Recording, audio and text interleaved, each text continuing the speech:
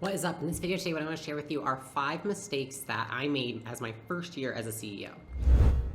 If I sound out of breath in this video, it's because I just got over 14 days of COVID and I am quite literally out of breath and short of breath.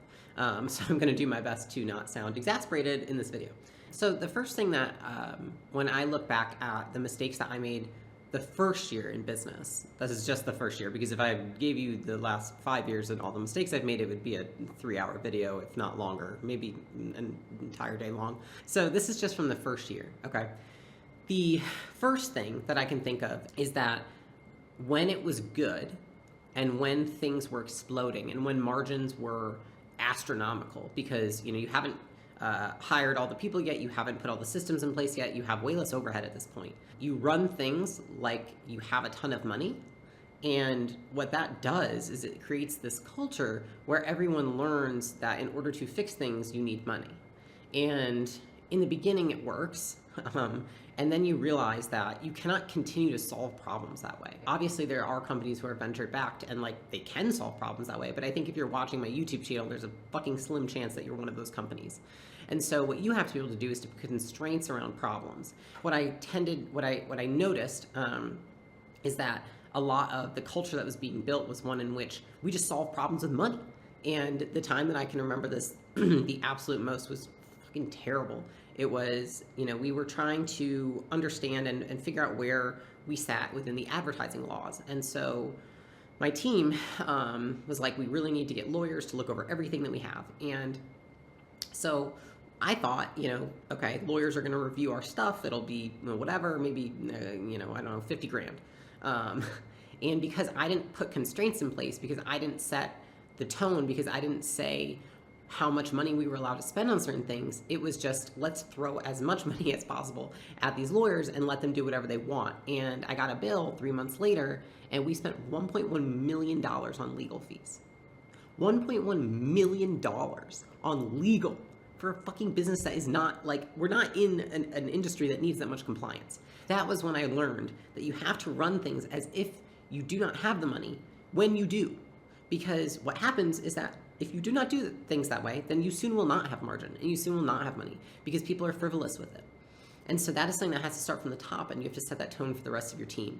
And if I can save you $1 million in legal fees, then let this be that, which, by the way, lawyers charge by the hour, and so they'll tell you that there's a million things wrong with your business and try to get as much money as possible from you when they're trying to scare you with compliance, because most entrepreneurs don't understand compliance and don't understand advertising laws, et cetera, which are actually pretty simple, and so they just overcharge you for looking at all those things.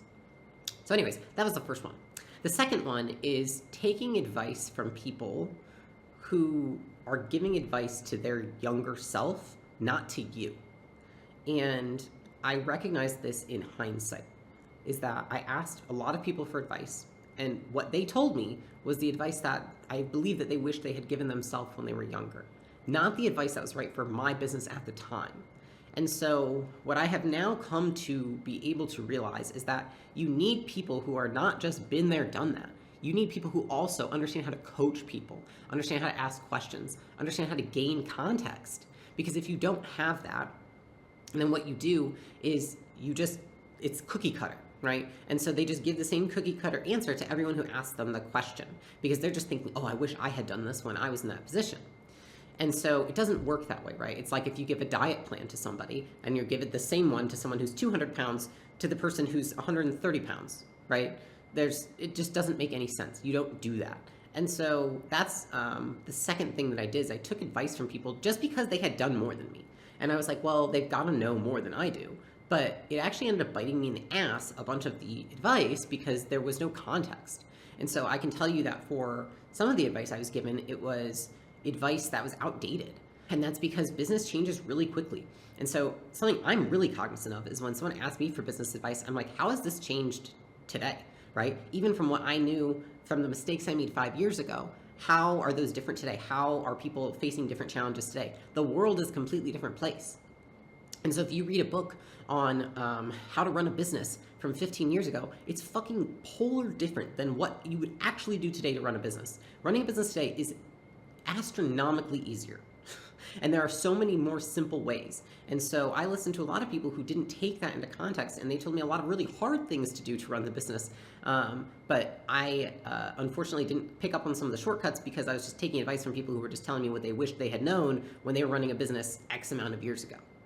And so that is the second mistake that I made, is just taking that advice out of context. And I didn't have the critical thinking, deductive reasoning, because I was just so involved and so in it and so overwhelmed to actually dissect their advice and really think it through and decide if I actually want to use it. And so that's something I would say is, when you're asking someone for advice, make sure they're not just telling you what they wish they had done. Make sure they actually are asking questions, they're gaining context, and they actually want to know about your business and you, and are taking into consideration the differences between now and then. And so that's the second piece. The third piece is over-promoting. And this is something that I think everybody believes they are the exception to the rule of.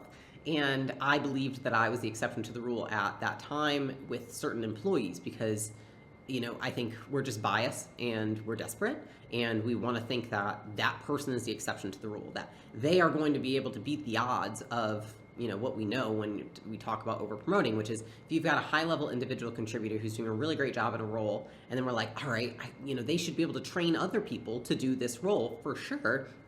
And so we promote them, and then that's just not the case. And I remember specifically there was one person that I did this with who was in an administrative function, and she was doing a really fantastic job.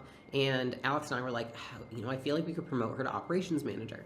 And so we did, and it was just absolutely horrible. And I still regret to this day doing that, because she would have been such a fucking awesome administrative assistant. And if we had still had her today, I feel like it still would have been working. And it's just such a shame, because instead we put her in a position where she was bound to fail. She didn't have the experience. I didn't have the experience to train her. And nobody underneath of her was experienced either. And so there's just nobody knows what they're doing. We're putting someone in a position where they're above their level of competence, and they're just set up to fail. And so I think that you have to be really careful, because everyone always argues for why the person that they want to promote is different and why the situation they have is different. And that is a mistake I made in the first year, and I do not believe I have made it since. I might have made it once since then, slightly, but I have actually demoted people who I've made that mistake with and said, I'm really sorry I fucked it up again, which sucks, but it's the truth. And so that's the third one, is over promoting. And we have so much personal bias, and a lot of times we really like the person, and so we don't see past that. Okay. The fourth piece is driving change too quickly. Something I didn't understand about driving change in an organization before I had more experience as a CEO was that change is not about updating your SOPs and getting the product live and launching a funnel and adjusting the sales script. Change is about managing human behavior around change. It is not about the actual tactics itself. And so if you create a change, but you do not create a behavior change around the teams that are managing that change, you do not have a change. It will not stick. What I have come to realize is that if you want, the cost of change is high in an organization, because not only do you have to change all the tactics, you have to change behaviors. And so you better make sure that those behaviors align with where you want the company to go and with what you say your values are. What I did, and the mistake I made, was that I thought everyone's got to be just like me, which is I immediately understand the change. I understand why we need to change behavior, and just press the button, go, and I'm done. I can just immediately change directions. And most people don't operate that way. And they need coaching, and they need time, and they need explanation, and they need to be sold, not told, why this change needs to happen. And I think in the beginning, we made a lot of changes very quickly and didn't give people time to acclimate, and it bit us in the butt later on because those changes didn't stick. It was like batting a 6 out of 10 rather than a 10 out of 10. And that's what happens if you can't get your entire team on board and make sure that you put the right drivers in place to change their behavior, right? Because if you're trying to change behavior, you want to change the metrics around what behavior you're driving. So a lot of times that means you have to change KPIs, you've got to change comp plans, you've got to talk to these people and can explain to them why this change is positive. And if you don't do that for every single person that touches the change process, then you do not have change. You have an attempt to change, but you don't actually have real organizational change. I don't think I understood the magnitude. I'd never read anything on change management. I'd never understood how to properly inform an organization of change.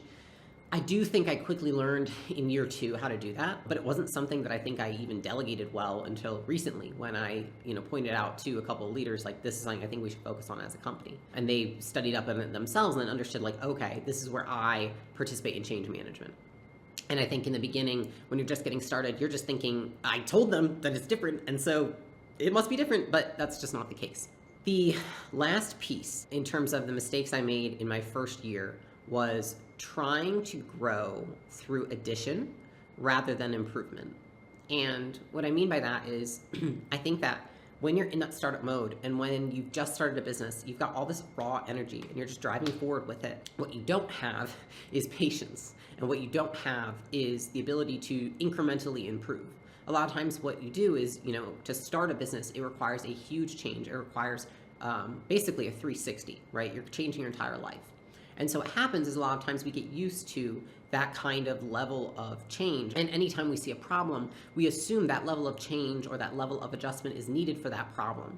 Whereas what it actually is when you start you actually get the business running and you get product market fit, it's a lot of incremental changes from there and small tweaks and improvements.